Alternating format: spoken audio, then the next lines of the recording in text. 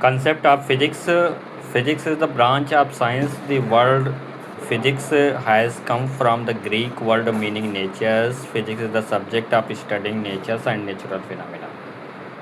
Physics and mathematics, the gravitational force between two masses and proportional to the product of the masses and inversely proportional to the square of the distance apart is more difficult than to write if is directly proportional to the m1 m2 upon my r square. Further, the technique of mathematics such as algebra, trigonometry and classical calculus can be used to make predictions from the basic equation. Unit physics describe the law of nature and description of quantities and involves measurement and comparison of physical quantities to the measure of physical quantities. We more some standard units of quantities. Fundamental of basic quantities length meters symbol m, mass kilogram, kg symbol, time second symbol s, electric current unit हमारे पास में ampere symbol S, ampere A,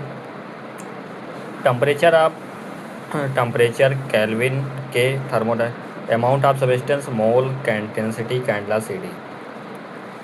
The unit of plane angle is radian with the symbols radian and the unit for the solid angle is steradian by the symbol SR.